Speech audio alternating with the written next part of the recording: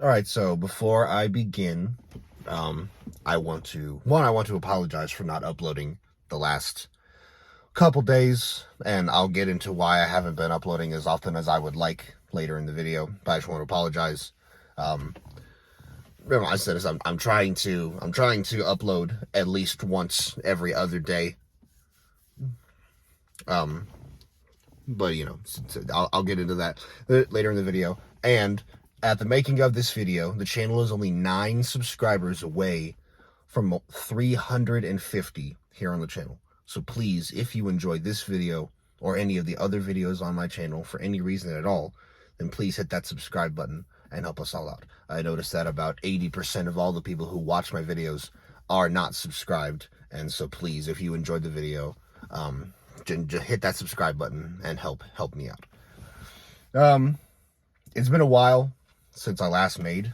I just thought like a late night car vlog where I just sort of rant about things I've been thinking and my problems that as of late. I actually just got back from the convenience store to get a new item to try for the channel. It'll be I'm trying combos for the first time, and I got the cheddar cheese ones, and combos are stuffed baked pretzel snacks. So it's a pretzel shell with a stuffing of some sort. I've never had them before. I've heard that people really love them, so I was gonna try them. Right, so I guess I'll start with my job. As my first ever full-time job, I really like the job that I have, actually. It's not super far away. It pays great. It gives me I get full-time hours most of the time. Let's see. My general manager is a super nice woman, absolute sweetheart. She's so easy to talk to. She's so understanding and that sort of thing. Whenever I told her that I wanted to be switched out of working in our kitchen and I wanted to be reassigned into working the arcade of the entertainment center that I work at, she was super understanding. She said that would absolutely be an option. We'd just have to talk to we'd actually have to talk to we just have to talk to the manager of the games floor and see what he says, and it all worked out. And so see, I never explained. So I used to work in the kitchen. I kind of got bullied into working as a line cook there because I made the mistake of I made the mistake of in my interview because the guy that I got interviewed by was the manager of the culinary department at the entertainment center, and I made the mistake of telling him that I love cooking, and he was like, "Oh, that means he's like, "Oh, that must mean that you want to work at." He was like, "Oh, that must mean that you want to work inside of our kitchen," and I was like, "Well, not really. I'm kind of really scared of working in a professional kitchen because that's just a bit too fast paced for me, and it's not something that I have any experience at all with." And so that sort of thing. But really what was got me is that the job, it paid well. It paid $13 an hour to work in the kitchen, which is the most I'd ever been paid in any job. So I worked in the kitchen for about a month because I told my mom, I was like, "Well, it pays really great, but I don't really know if it's me." And then she said, "Okay, give it about a month. If a month goes by and you're still like, you don't think it's for you, then you can talk to your manager and ask about switching out." And so that's exactly what I did. A month went by, and there were just things about the kitchen that I hated. Like, there was one coworker in particular where I just could not even stand to be around her because she's just everything that I hate about a person. She was horrifyingly condescending. She treated me like I was an idiot. She would try to boss me around and train me when she wasn't my boss or my trainer. And then there are other things about her, like the fact that She apparently has an OnlyFans that I ended up hearing about, and of course, you all know me. I really don't agree with that sort of thing, and so I don't even want to be around those kinds of people, because it's the same. It was just like, why do you work here full time when you could just when you also just do sex work on the side? And it's not even that. Apparently, she would do like couples stuff with her husband. I don't even know if they're actually married, because I never heard her refer to him as her husband. Apparently she's pregnant with their second kid, and it's just like, are you really telling me that you're okay with your children growing up in a house where you and your husband have sex on camera and then you sell that sex tape for money? Are you really telling me that you're okay with your children growing up around that?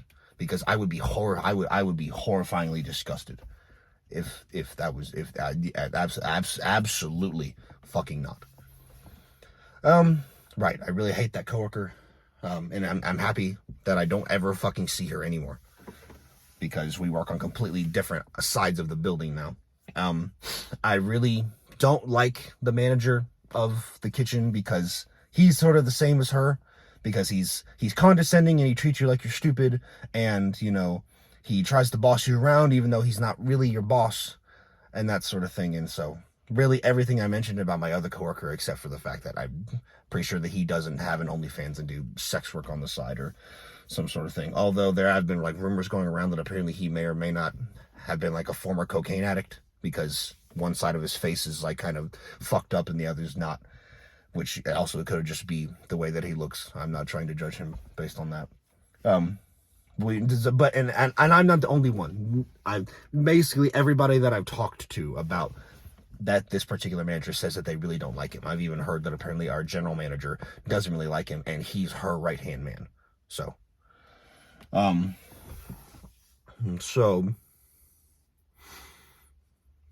aside from the two things, I really like my job. So I got switched from working in the kitchen, so now I work on the games floor in the arcade, in the prize counter. We have laser tag, and we have some other things that go on as well, and it's just way better. So when I worked in the kitchen, I never had to speak to customers, literally ever. Now speaking to customers and doing customer service is a major part of my job, which is something that I was used to.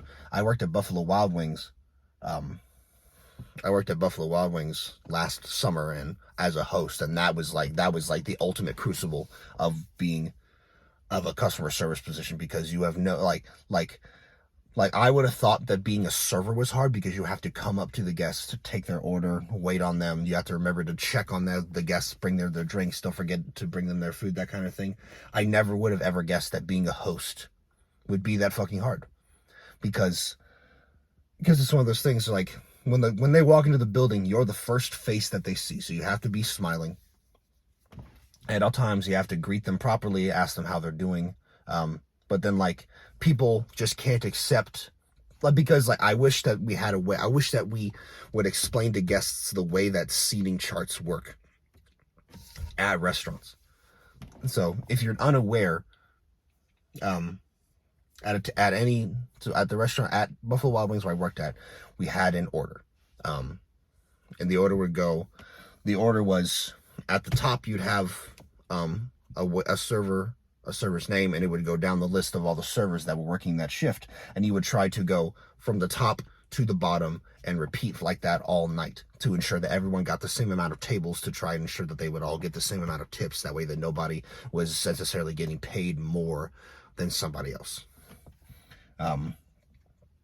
People don't know that when they come in, so you got freaking crusty old people coming in saying that they want tables by the window, except for the fact that the person who is up to be sat, the server who needs to have a table sat for them next, they don't have any tables by the windows, so now you have to freaking run to the back of the restaurant, find the server that has tables by the windows, and find the next server up. You have to get them in a conversation talking about how, okay, well, like, I can give you one of my tables by the window,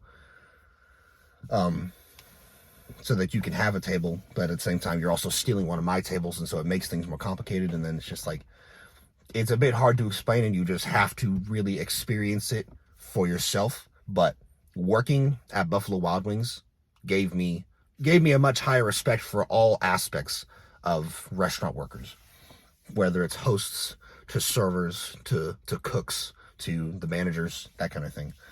And so, I mean, Buffalo Wild Wings was pretty psycho. And I worked there over the summer in a college town, so I can only imagine how bad it must have been during the semester, because I know that they were all telling us that if I had stayed working there during the semester, I would have been forced to work every single home game night, because, you know, in a big university town, we've got a giant football team and that kind of thing. The place gets absolutely fucking monstrously packed.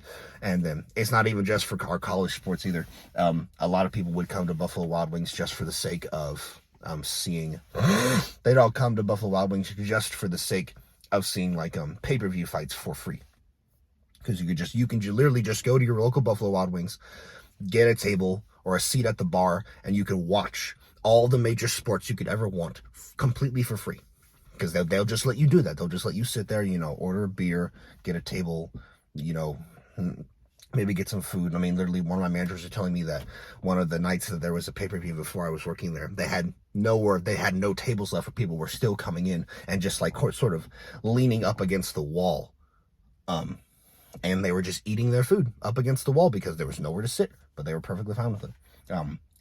I remember the night that it was one of the Conor McGregor fights where he was fighting that one guy, and it was the same fight where he broke his own ankle because he stepped back incorrectly. And I still remember exactly where I was standing, and I still remember everybody's reactions, because that's one of the best things about working at Buffalo Wild Wings, is that nights where there's a giant fight or a huge football game or a huge sports game of any kind, the place is going to be absolutely filled to the brim. And like, we've got like a waiting list that is, you know, a freaking hour long and that sort of thing.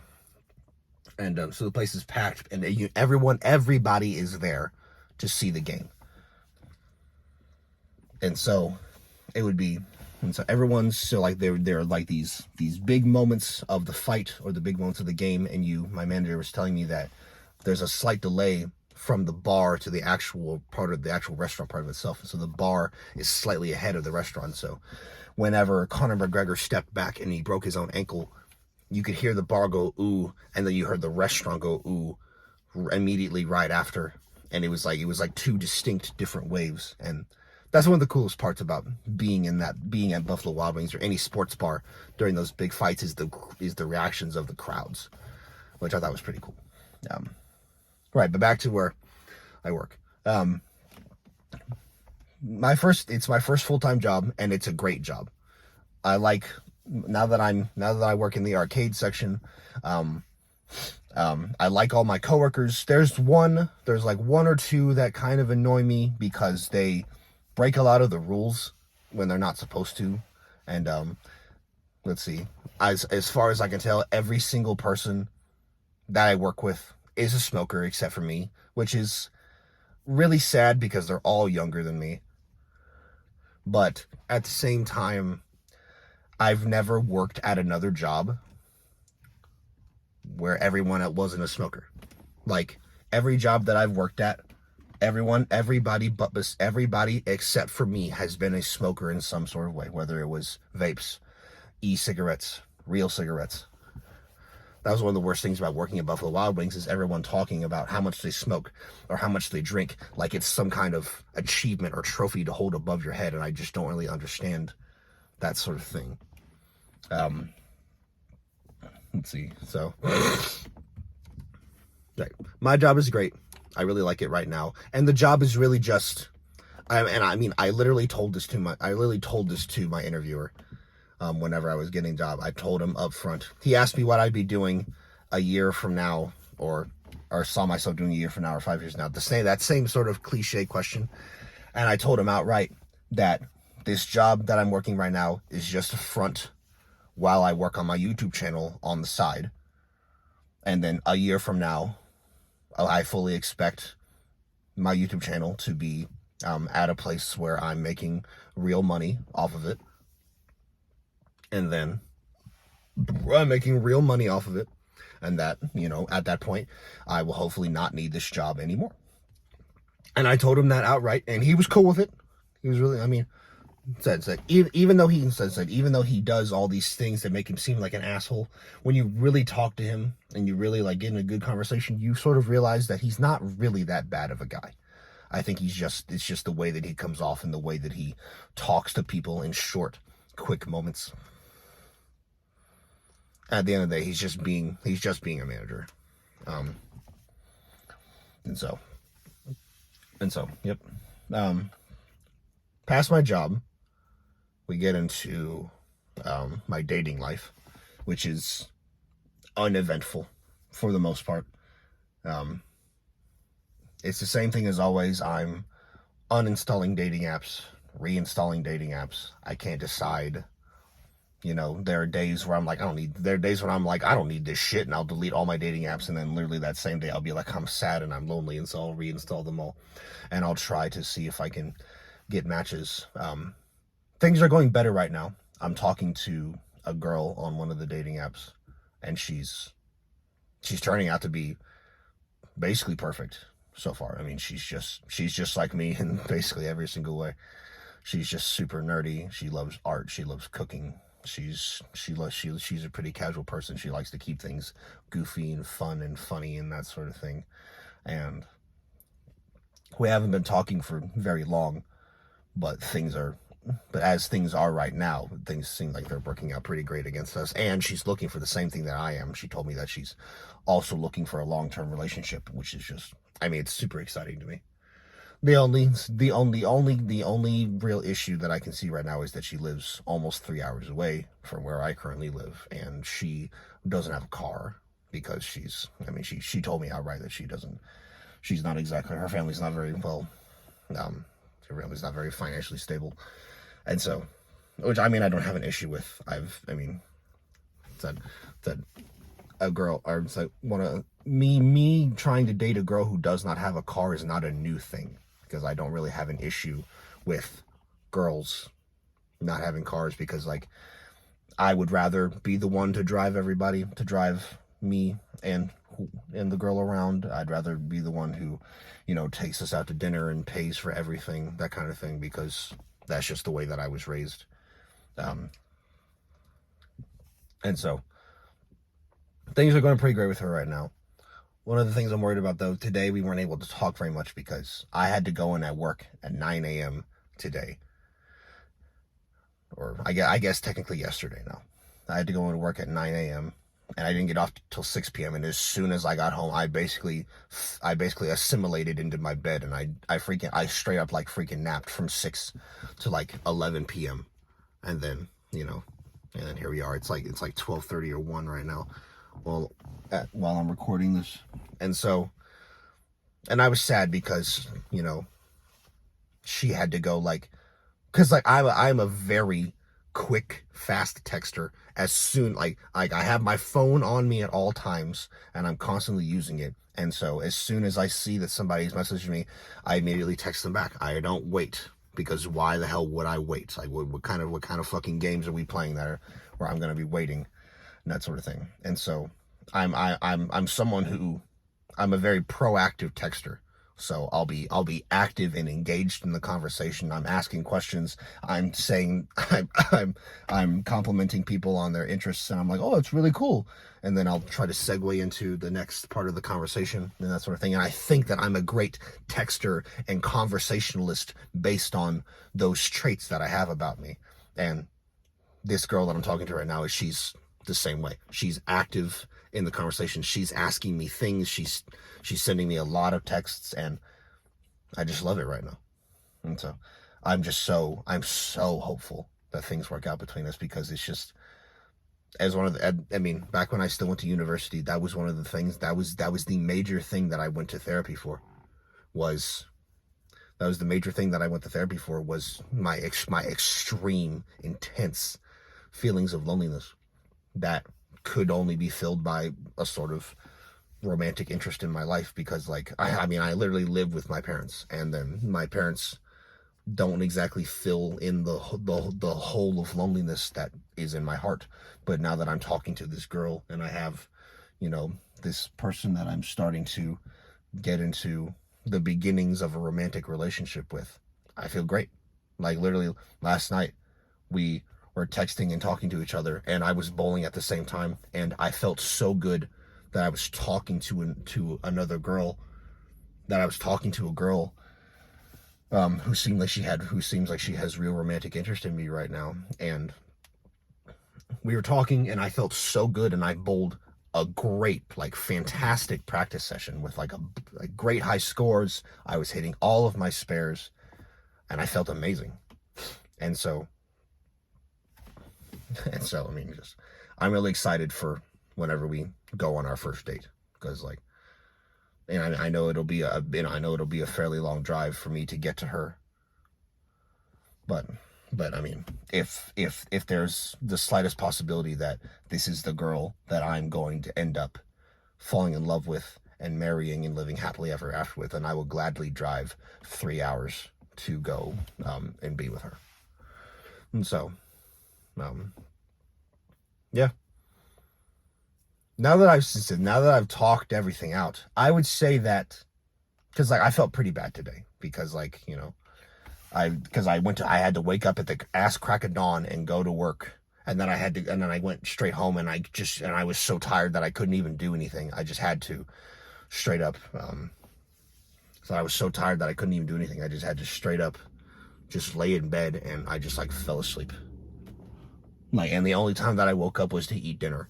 And then I immediately went back to sleep because I was just so tired. Like, I wasn't trying to fall asleep. I was just in bed. And then all of a sudden I woke up and it was 11 o'clock. And I felt really bad about it because she had texted me like, and I like she texted me, and for me to not respond to somebody's message in an hour is fucking weird.